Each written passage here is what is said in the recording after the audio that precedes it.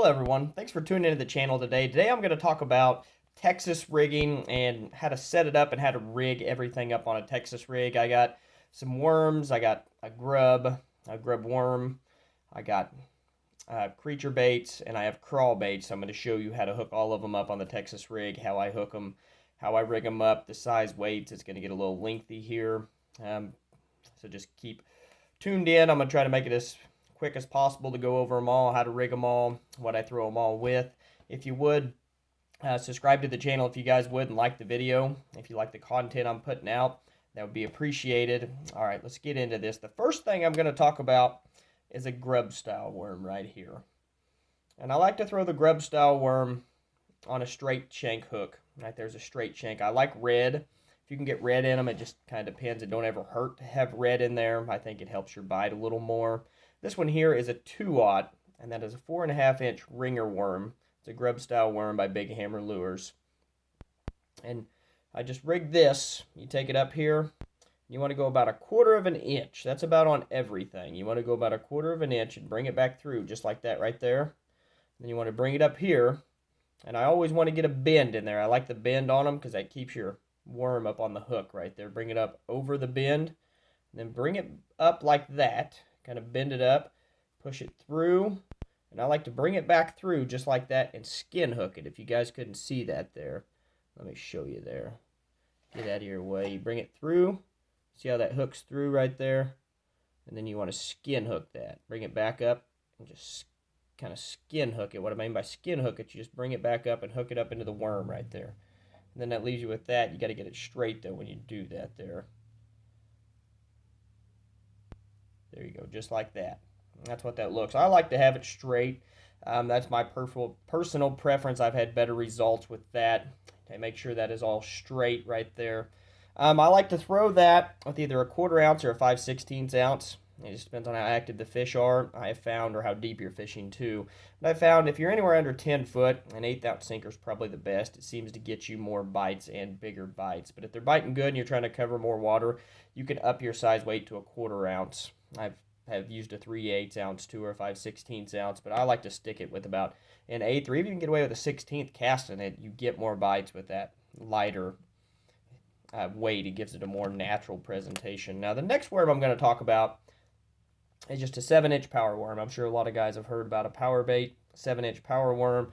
That is my go-to 7-inch worm here in the Midwest anyway. Down in Florida, I like to go to a Zoom Mag 2, but here in the Midwest, I like to stick with that. Here in Kansas especially, they love that. It's more of a finesse presentation is what it is. And here in Kansas, we have more natural strip pits, so a lot of things are more natural and pressured lakes. So you like to go with that 7-inch power worm. You want to do the same thing on the power worm.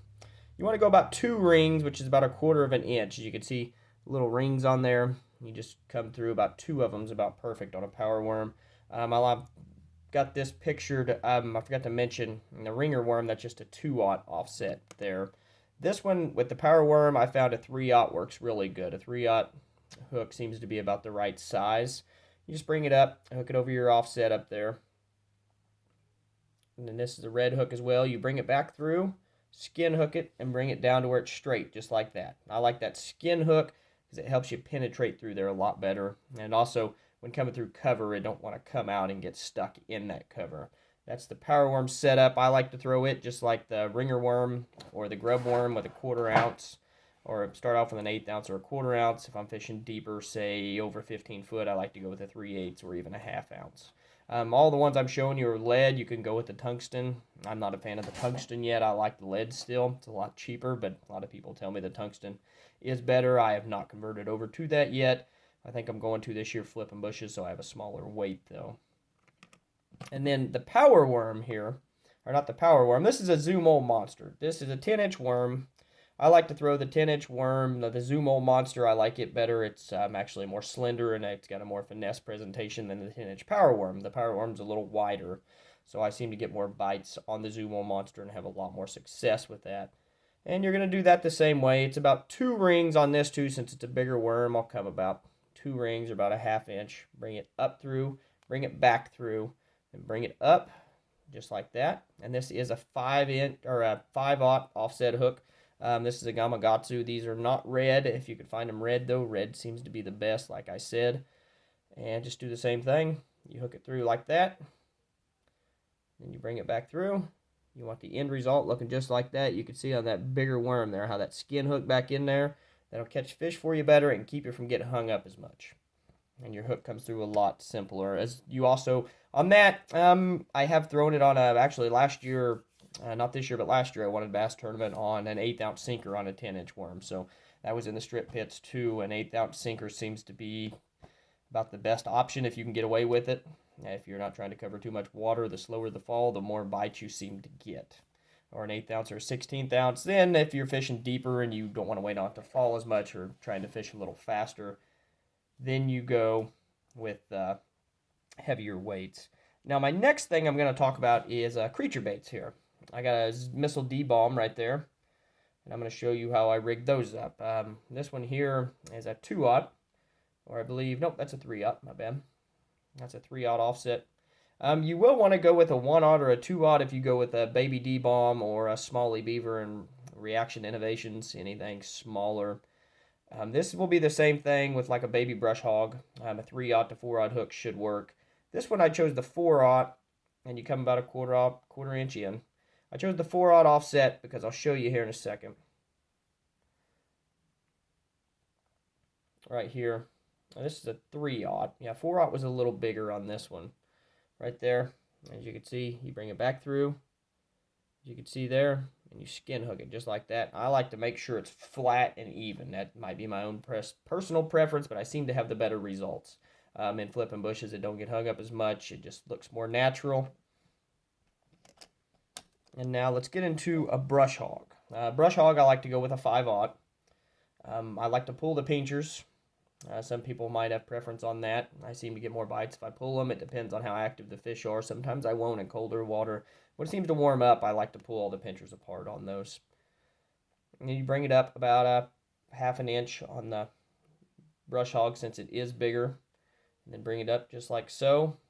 Set it on the offset up there. Just like all the others, you want to kind of give it a little bend when you hook it. And then bring it through. Skin hook it to where it's flush and flat, just like so. Good and flat right there.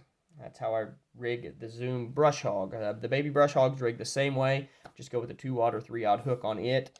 And last but not least is a crawl style bait. Now this is the one where I went with a 5/0 hook on it.